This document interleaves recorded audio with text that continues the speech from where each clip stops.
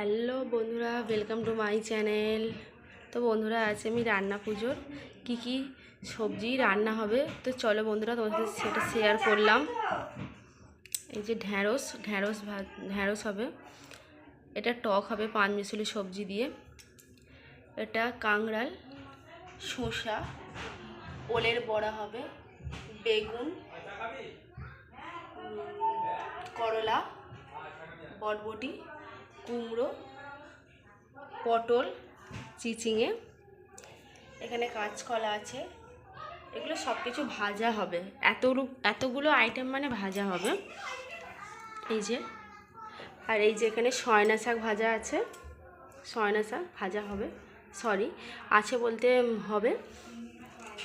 এই যে নারকেল দিয়ে, নারকেল এখনও কোড়া হয়নি, কোড়া হবে। আর এই যে চালতা চাটনি হবে, আর এই যে আলু ভাজা, আর এই যে পাঁচমিশালি সবজি আছে। বন্ধুরা, এই যে চিংড়ি মাছ দিয়ে যেটা তোমরা যে সবজিটা দেখলে টক হবে। এই যে কাটা পোনা, আর এই যে বন্ধুরা আসল জিনিস হচ্ছে ইলিশ। এই যে দেখুন দেখুন, এগুলো এখনো ধোয়া হয় না, সব কিছু ধোয়া হবে।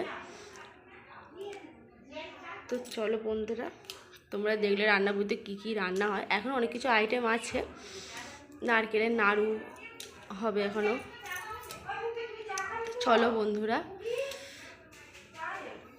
তোমাদের কাদের বাড়িতে কী আনাজ কটা হয়েছে অবশ্যই তোমরা শেয়ার করবে, আর রান্না বইয়ে তোমাদের কী আইটেম হয় অবশ্যই জানাবে আমাদেরকে।